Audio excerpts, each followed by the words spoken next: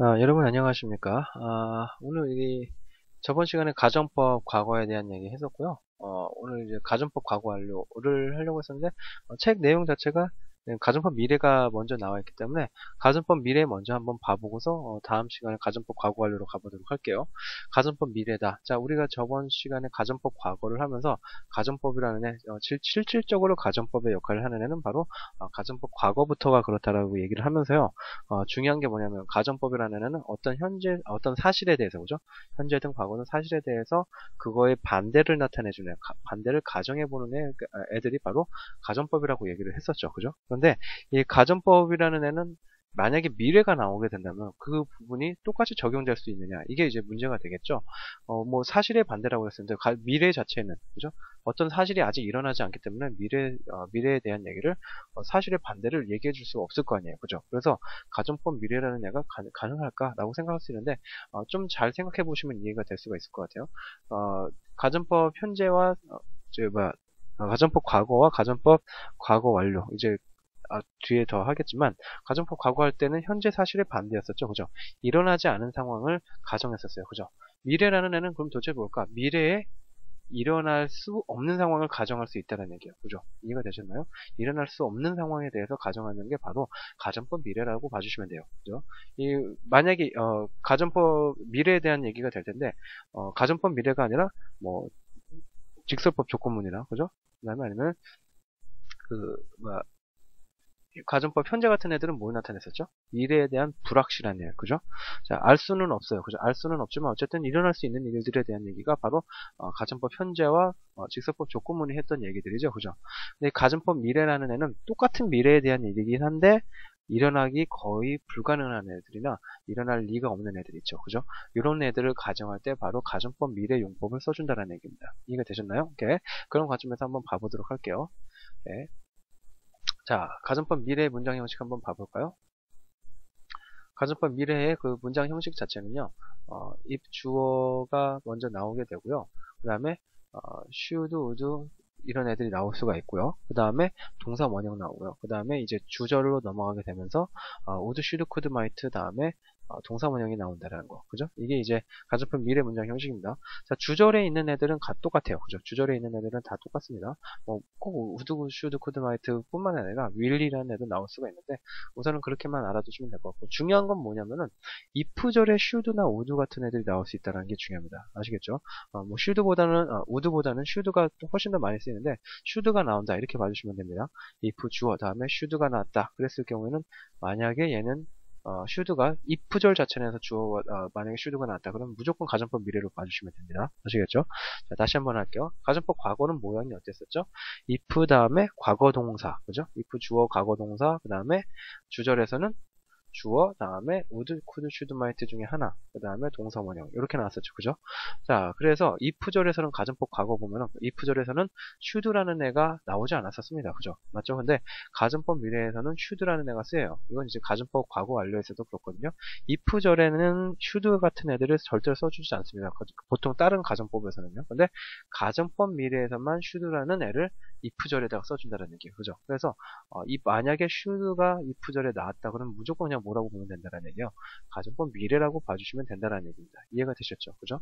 자, 그래서 if 주어 should의 가정법 미래 구문이 먼저 있는데, 물론 이제 미래 구문 자체가 꼭 이것만 있는 게 아니라 뒤에서 더 자세하게 보겠지만 이게 첫 번째 가정법 미래 구문이 될 것 같습니다. if 주어 should가 만약에 나왔을 때 그때는 혹시라도 뭐뭐 한다면 이라는 의미로 가능성이 거의 없는 일을 나타내요. 아시겠죠? 오케이. 자, should가 들어왔을 때, 그러니까 기억을 해두실 때, 해석할 때, 혹시라도 뭐뭐 한다면, 이런 얘기. 그럴 리는 없겠지만, 이런 의미로 받아주시면 된다는 얘기죠. 그럴 리는 없겠지만, 혹시라도 뭐 그런 일이 일어난다면, 일어날 일이 없다라는 얘기죠. 그죠? 거의. 근데 만약에 혹시라도 그런 일이 일어난다면, 그럴 때는 어떻게 해라, 이런 얘기 될 수가 있다는 얘기죠. 그죠? 자, 그래서, 지금 쓰이는 것처럼 if절의 조동사는 should, 그죠? 항상 should로 쓰이게 되고요. 주절에 쓰이는 동사는 제한 없이 쓰일 수 있다. 이런 걸 봐주시면 될 것 같습니다. 자, 그래서 if I should fail again, I will try again. 자, 내가 혹시라도 또 실패한다면 나는 또 도전할 것이다. 뭐 또 다시 할 것이다. 뭐 이런 얘기가 되겠죠.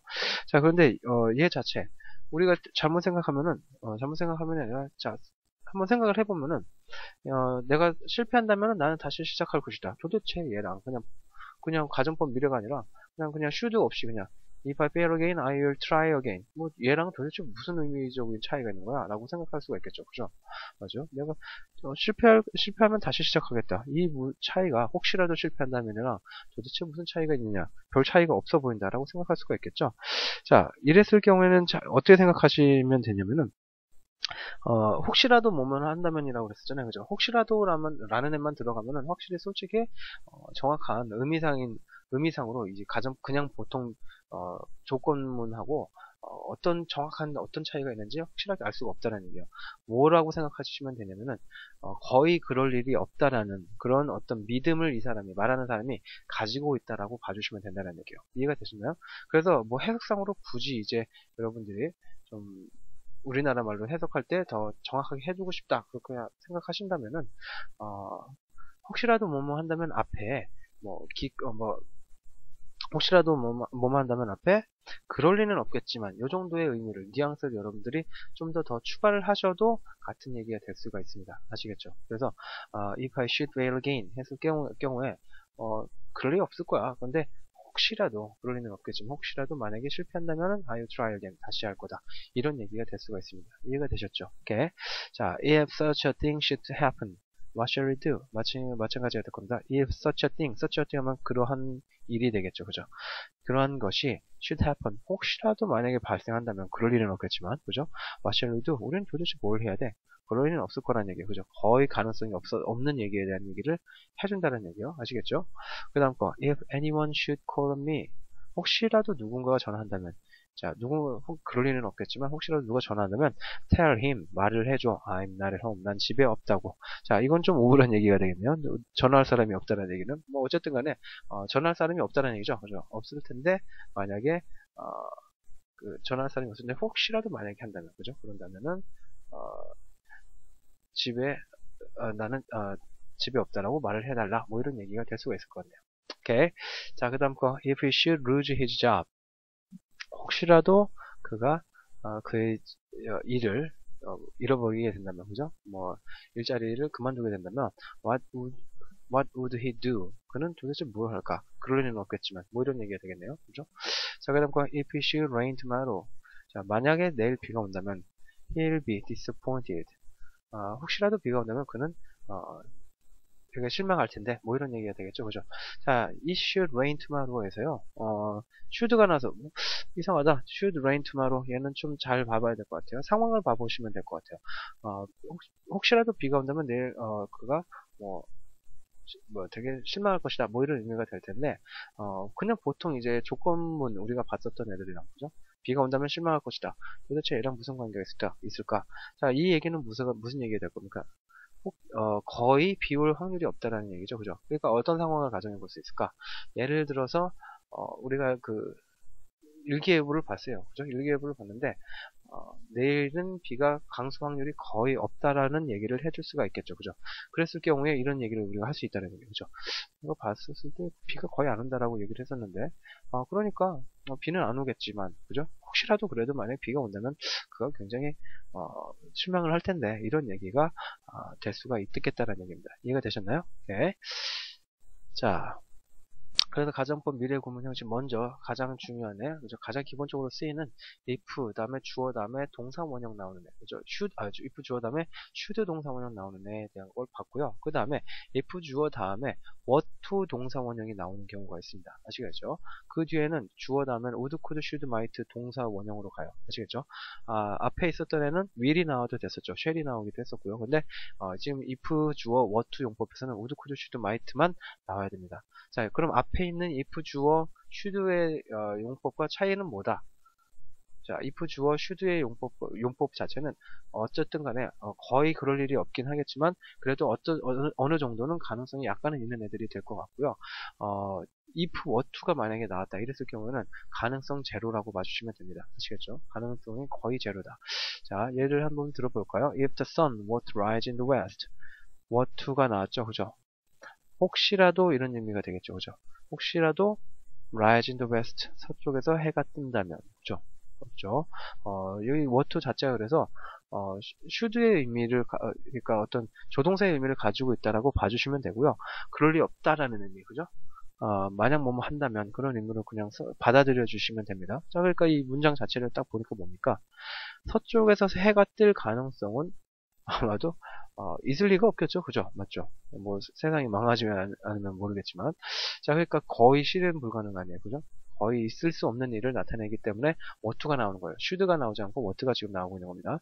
다시 한번 그 다음 것도 한번 봐볼까요? If I were to be born again, 마찬가지가 되겠죠. 내가 다시 태어난다면 다시 태어나는 거 내가 할 수 있습니까? 불가능하겠죠, 그죠? 그렇기 때문에 should보다 더 강한 표현인 what로 지금 표현을 하고 있다. 이렇게 봐주시면 되겠네요. 마찬가지입니다. If man were to live forever. 만약에 사람이 영원히 산다라면, 그죠? 영원히 산다라면, what가 또 나오고 있죠. 마찬가지로 불가능한 일이죠. 영원히 산다라는 거. 그것을 나타내주고 있기 때문에 should보다 더 강력한 의미인 what를 사용해주고 있다. 하나 더 볼게요. If the sea were to rise by 500 feet. 자, 이것도 마찬가지가 되겠죠. 생각을 해보세요.